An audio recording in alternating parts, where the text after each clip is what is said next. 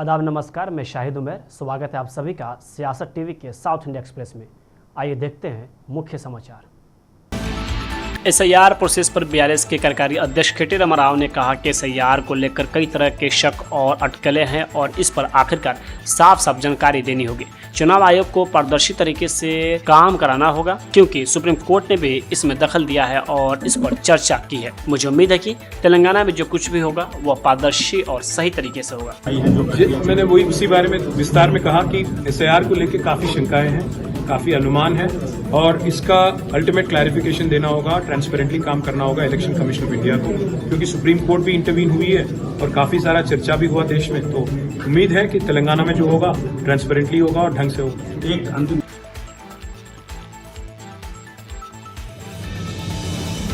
2023 के तेलंगाना विधानसभा चुनाव के बाद एमआईएम के कांग्रेस का साथ देने के बावजूद राज्य में बीआरएस ने भविष्य के चुनावों में हालात बदलने की स्थिति के लिए बातचीत के रास्ते खुले रखे हैं। भले बीआरएस और एमआईएम अलग हो गए हों, लेकिन मुख्य विपक्षी पार्टी को उम्मीद है कि अगर वह अगला विधानसभा चुनाव जीतती है तो उसे असदुद्दीन ओवैसी की पार्टी का समर्थन मिल सकता है। अब तक के चंद्रशेखर राव की पार्टी जो 2014 से 2023 तक सत्ता में थी, एमआईएम पर कोई हमला नहीं किया है, जबकि ओवैसी पूरी तरह से कांग्रेस के खेमे में चले गए हैं। हैदराबाद से सांसद ओवैसी ने वास्तव में 2023 के राज्य चुनावों में बीआरएस का समर्थन किया था, लेकिन केसीआर की पार्टी कांग्रेस से हारने के बाद एमआईएम ने मुसलमानों से 2024 के लोकसभा चुनाव में कांग्रेस को वोट देने के लिए कहा। याद किया जा सकता है कि 2014 और 2023 के बीच जब केसीआर के मुख्यमंत्री रहते हुए बीआरएस सत्ता में थी तो एमआईएम उसकी राजनीतिक योजनाओं का अहम हिस्सा थी।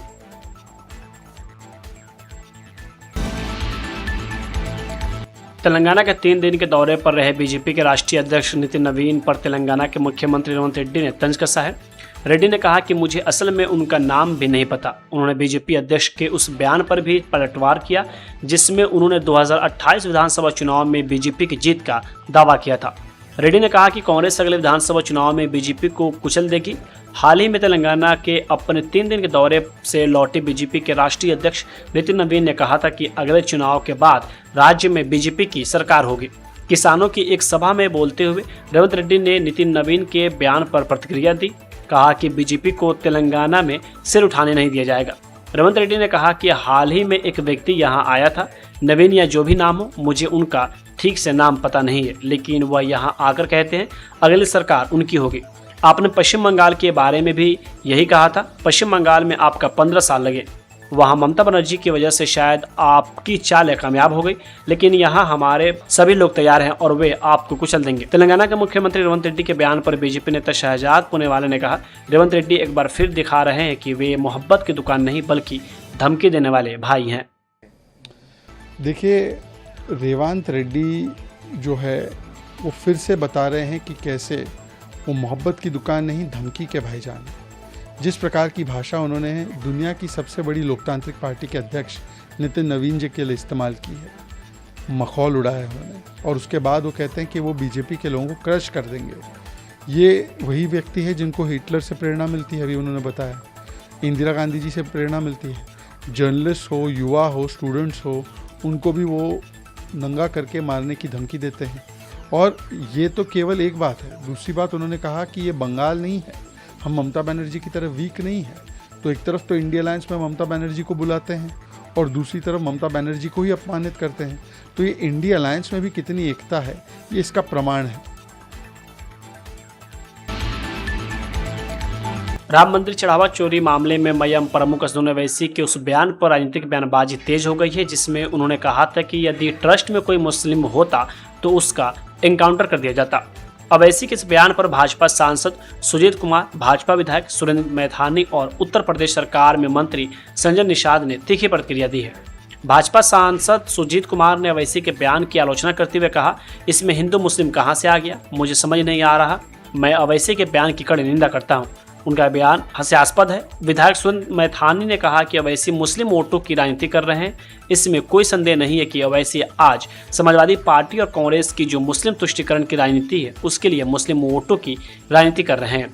देश का पूरा मुस्लिम समाज ओवैसी के साथ है। लेकिन अवैसी को यह सोचना चाहिए कि इस प्रकार के बयान देने के पहले कि वह अतीक अहमद और मुख्तार अंसारी जैसे भूमाफिया थे जिनका पूरा जनता में दहशत थी, उनके उदाहरण से अगर वह मुस्लिम को जोड़ते हैं तो मुझे लगता है कि मुस्लिमों के साथ वह अन्याय करेंगे। संजय निषाद ने भी अवैसी के बयान पर प्रतिक्रिया देते हुए कहा कि इस मामले को हिंदू मुस्लिम के नज़रिए से नहीं देखा जाना चाहिए। उन्होंने कहा कि इसमें मुसलमानों का सवाल कहाँ से आता है। अगर वक्फ बोर्ड में किसी हिंदू को नियुक्त किया जाता है तो शायद इसमें किसी मुसलमान के शामिल होने की बात आती। वही अगर उन्होंने ये भी कहा कि मुझे लगता है कि ऐसे बयान अनुचित हैं।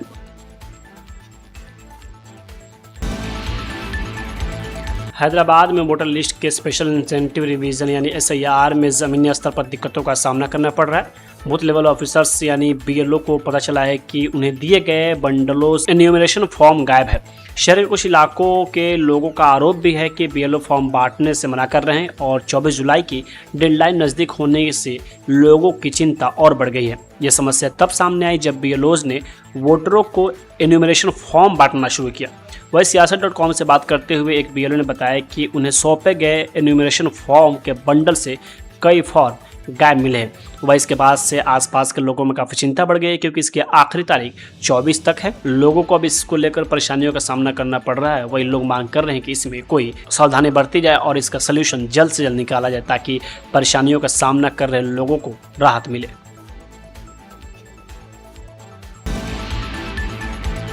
आंध्र प्रदेश के पूर्व मुख्यमंत्री और YSRCP नेता YS जगनमोहन रेड्डी ने आज चंद्रबाबू नायडू की सरकार की कड़ी आलोचना की। उन्होंने आरोप लगाया कि राज्य में डर का माहौल है और कानून के शासन को दरकिनार कर दिया गया है। रेड्डी ने दावा किया कि अब नागरिक पुलिस स्टेशन जाने से भी डरते हैं। उन्होंने कहा, हमारे कार्यकाल में चर्चाएं लोगों की भलाई पर केंद्रित थी। चंद्रबाबू नायडू के शासन में अब चर्चाएं रेड बुक, संविधान और कस्टडी में होने वाली मौतों पर हो रही है। हर जगह लोग चंद्रबाबू नायडू द्वारा ध्यान भटकाने के लिए किए जा रहे कामों की बात कर रहे हैं। कानून का राज पीछे छूट गया है और डर का माहौल हावी है। लोग अब पुलिस स्टेशन जाने से भी डरते हैं। रेड्डी ने आंध्र प्रदेश सरकार की भी आलोचना की क्योंकि सरकार ने सरकारी स्कूलों में मिड डे मील बनाने वाली लगभग 85,000 महिलाओं की आजीविका को खतरे में डाल दिया है। उन्होंने प्रशासन पर आरोप लगाया कि वह प्रस्तावित स्मार्ट किचन पहल का इस्तेमाल अपने समर्थकों को फायदा पहुंचाने के बहाने के तौर पर कर रहा है, जिससे हजारों महिला कर्मचारी, जिनमें से कई 20 साल से ज्यादा समय से काम कर रही हैं, अनिश्चितता और बेरोजगारी की स्थिति में पहुंच गई हैं।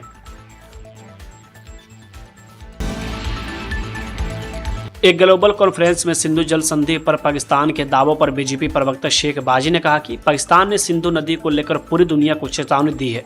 सिंधु नदी से जुड़ा एक समझौता 19 सितंबर 1960 को जवाहरलाल नेहरू और अयूब खान के बीच हुआ था। 1960 के बाद से पाकिस्तान के साथ 2 युद्ध हुए हैं, एक 1965 में और दूसरा 1971 में।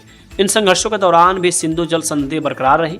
हालांकि पाकिस्तान अब दुनिया को चेतावनी दे रहा है कि अगर पानी के इस्तेमाल का उल्लंघन करने वाली कोई कार्रवाई की जाती है तो कोई भी देश नहीं बचेगा। पाकिस्तान ने दुनिया पूरे को एक वार्निंग दिया है। सिंधु रिवर के बारे में उसी का कंडीशन का एक MOU जब चला है 1960 सितंबर 19 में पाकिस्तानी प्रेमी नेहरू और पाकिस्तानी का आतंकवादी आयूब खान, मोहम्मद आयूब खान के बीच में चला है। 1960 के बाद 2 जंग हुआ है पाकिस्तान से, एक 1960 में हुआ है, एक 1971 में हुआ है। लेकिन जब ये रिवर का कंसर्न है से ये सिंधु का बारे में MOU पूरा सुरक्षित में था। लेकिन आज पाकिस्तान ने कहते हैं जिसके पानी के बारे में कोई एग्रीमेंट चलाए वो एग्रीमेंट का इसके पार होके कुछ करे तो वर्ल्ड में कोई देश भी नहीं रहेगा बोल के एक वार्निंग दे रहे। पूरा दुनिया को वार्निंग करने के लिए देख रहा है। पहलगाम में अप्रैल 22, 2024 में कोई लोग आतंकवादी पहल में आके रिलीजन का पूछ के, उसका धर्म पूछ के, उसके बीच में आने वाले को कोई मुश्किल लोग क्या तो अच्छा किया है, उसको ने ऑपरेशन सिंदूर का नाम पे मई 17, 2024 में जवाब ने दिया है। खाली 15 दिन के जवाब दिए है। एक देशभक्त नरेंद्र मोदी जी के ऊपर विश्वास है, जिसका नाम है ऑपरेशन सिंदूर के किया है। बाद में आज ये पानी रुके तो उसी जगह में खून चलेगा बोल के बिलावल भुट्टो आज किसका शू उनको कहते हैं उसका पता है, उनके शू का बारे में खड़ के उनके एक जागीरा करते हैं देखना है। आज ने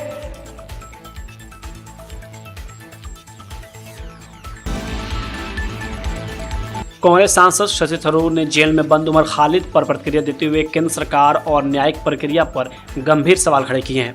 थरूर ने कहा कि यदि उमर खालिद ने वास्तव में आतंकवाद को भड़काया है तो सरकार इसे अदालत में साबित क्यों नहीं करती। उन्होंने कहा कि किसी भी भारतीय नागरिक को निष्पक्ष सुनवाई का अधिकार मिलना चाहिए, साथ ही बिना मुकदमे के 6 साल तक जेल में रखना न्याय का मजाक है। शशि थरूर ने सोशल मीडिया प्लेटफॉर्म एक्स पर लिखा, एक आसान सवाल उठता है कि अगर उमर खालिद दोषी है तो उन्हें अदालत में अपना बचाव करने का मौका क्यों नहीं दिया जा रहा है। उन्होंने कहा कि बिना ट्रायल के वर्षों तक जेल में रखना लोकतंत्र पर एक धब्बा है और देश की जनता को यह जानने का अधिकार है कि ऐसा क्यों हो रहा है। साथ ही केंद्र सरकार और भाजपा का कहना रहा है कि जांच और न्यायिक प्रक्रिया स्वतंत्र रूप से चल रही है। हालांकि मामला अदालत के विचाराधीन है। भाजपा ने राजनीतिक प्रतिशोध के आरोपों को लगातार खारिज किया है।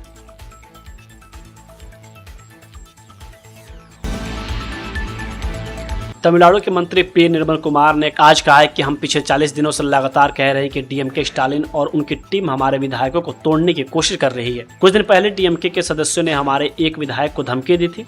इसमें सेंथिल बालाजी और उनके भाई अशोक का भी हाथ था।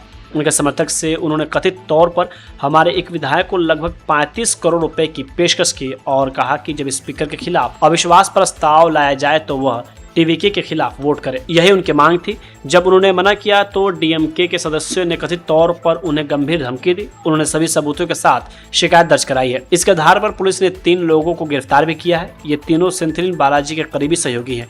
हम इस हरकत की कड़ी निंदा करते हैं। स्टालिन पहले ही अपनी सीट हार चुके हैं और लोकाथोर में भी उन्हें बड़ा झटका लगा है। तमिलनाडु की जनता ने उन्हें साफ तौर पर नकार दिया है। जनता के फैसले को स्वीकार करने के बजाय वह विधायकों की खरीद फरोख्त करने में और एआईएडीएमके के साथ हाथ मिलाने और सरकार गिराने की लगातार कोशिश कर रहे हैं।